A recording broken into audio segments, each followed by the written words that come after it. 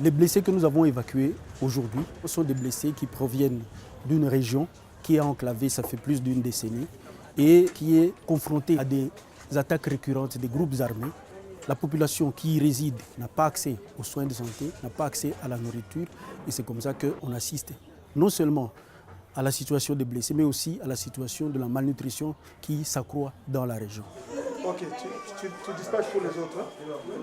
Donc elle, c'est une patiente de 26 ans traumatisée par arme blanche et aussi par balle. Et depuis plus de 3 semaines, elle présente un traumatisme du bassin par balle. On va explorer au bloc opératoire, on va faire son pansement. Et je pense que cet état, c'est l'état dans lequel nous voyons souvent les malades qui viennent des zones de guerre, qui n'ont pas accès aux soins. Mais aussi, on remarque qu'il y a un édème de l'autre côté. Vous trouvez des centres de santé où peut-être c'est l'ancien balayeur qui est en train de donner maintenant des soins aux blessés. Et donc, c'est vrai que c'est pour ça que nous disons que nous avons besoin de la paix, pour que ce soit des gens qualifiés qui puissent donner des soins aux malades qui en ont besoin. Ah, tu t'attends à Yopek. C'est ce qu'on que t'attends. Ça vient? Oui, ça vient. Ballonné. Ballonné, vous avez des liquides pour ballonner ensemble. Normalement, c'est ce qu'il ne faut pas faire. C'est un corps étranger de des tissus viables. Ce qu'il faut faire, c'est faire un pansement et tenter au maximum de rapprocher pour que ça puisse se coller.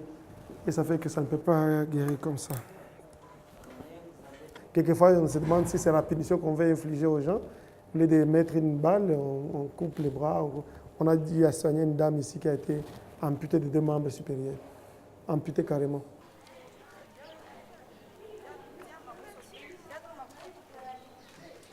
Moi, j'aime toujours servir mes malades.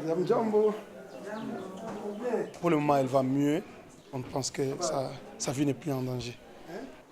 J'étais content de la voir au culte matinal. Donc elle s'intègre et elle a encore envie de vivre.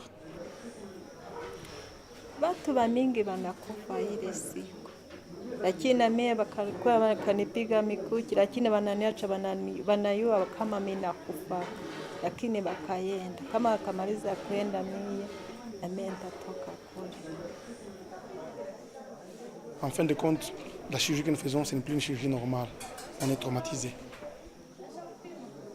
Quand on voit que les médecins, le personnel soignant est agressé dans les hôpitaux, on s'est dit que ça ne va pas.